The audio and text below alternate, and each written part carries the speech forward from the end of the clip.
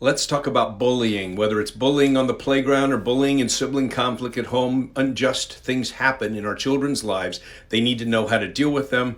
I want to share with you 3 tools that children have and a secret weapon in this video. I'm Dr. Scott Taransky. I coach parents and I also train coaches. So if you're interested in either of those, becoming a trained coach to work with parents, or you're interested in being coached as a client, then visit my website at biblicalparenting.coach. Now, bullying is a very difficult problem in the lives of children. The injustice that we experience in that moment is hard. And so there are 3 tools we want to teach our children. Each one of these are skills. The first one is to ignore. Sometimes if we ignore, it goes away. We just need to know that if we ignore without getting into bitterness, then we're okay. So ignoring is one of your choices. The second choice is to confront. Confronting means that we go to someone and say, I don't like that. And when we're working with a preschooler, we give them those exact words. Say, I don't like that. Or you need to give it back to me, or something like that, so that children are learning the power of their words early on. So confronting is a very important tool that children can use to go and confront someone who's treating them unjustly. The third tool is to get help.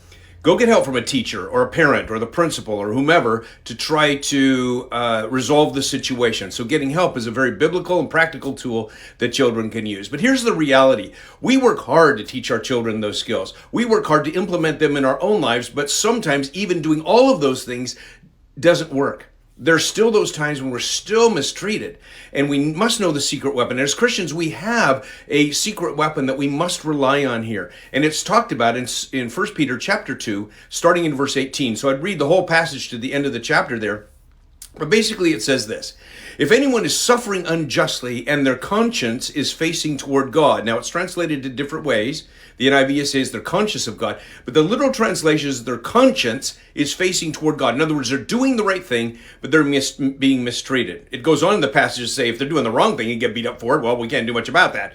But if they're doing the right thing, and that's important, do what's right, and you're still being mistreated, then you have a secret weapon, and that is to go to the Lord and give it to Him, because your heart was not made to be big enough to handle the injustice of all of your personal injustices of life.